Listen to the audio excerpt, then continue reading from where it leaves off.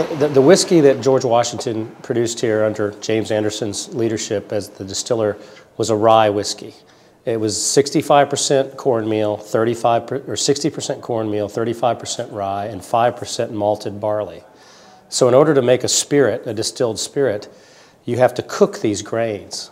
So inside the distillery, we have large barrels called mash tubs, and into that you add a specific measure of each grain that's been ground at the grist mill. So that mill was critical to the operation of the distillery. You couldn't really have one without the other. So all these grains are put in the mash tubs. The boiler in there, which heats the water, allows you to pour boiling water into the mash tub and cook those grains. And what that does is open the grains up and converts the starches in the grains into sugars. And then you add the yeast and you would let it ferment for 3 to 5 days. But you have to then distill it because you have to separate the water from the alcohol. So the 5 stills along the wall with the fire under them, you'd fill all those stills, build your fire, and when the temperature gets to 160 degrees, the alcohol will turn to a vapor and move to the top of the still.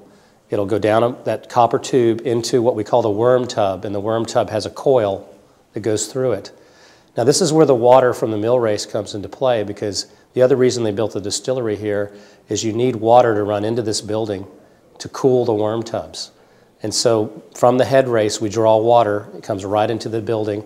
And so as that vapor works its way into the worm, the cool water flows in there, drops the temperature down, and condenses it back into the liquid, which is the alcohol. And so that alcohol will come out the back of the barrel. Now that first distillation, they called low wine. It's not ready for sale yet. So they'd put it in another large keg, and then a day or so later, they would distill it again.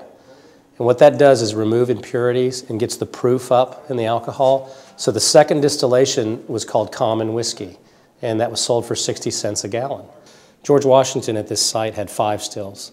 In the last year of his life, made 11,000 gallons of rye whiskey. So he was probably one of the top 2 or 3 distillers in the country.